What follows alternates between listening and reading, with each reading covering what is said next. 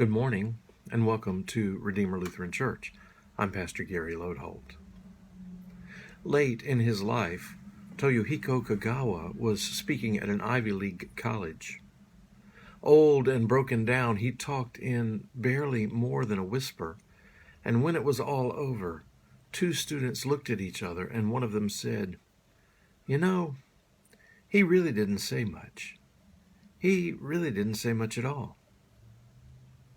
And at that, a woman in the row in front of them turned around and said, "Young man, a man on a cross doesn't have to say anything at all."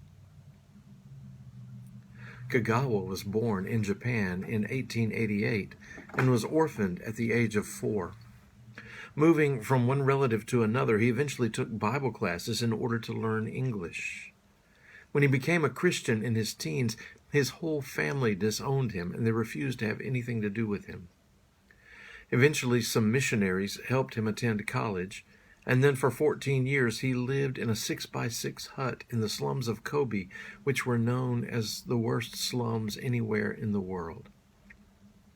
There, living among the dregs of society, he spent his days helping, comforting, and caring for the poorest of the poor and the most outcast of the outcasts.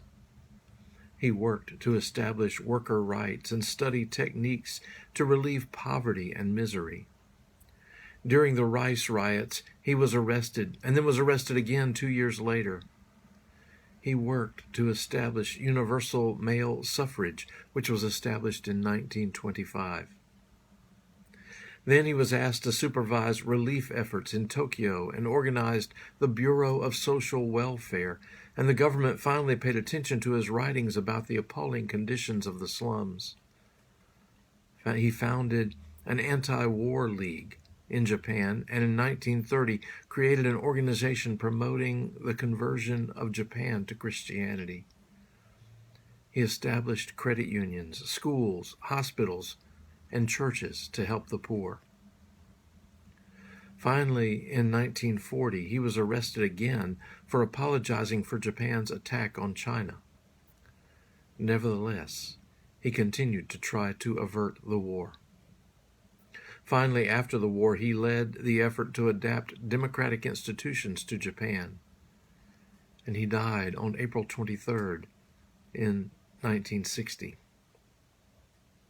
The thing about Kagawa is that he did everything out of his Christian faith.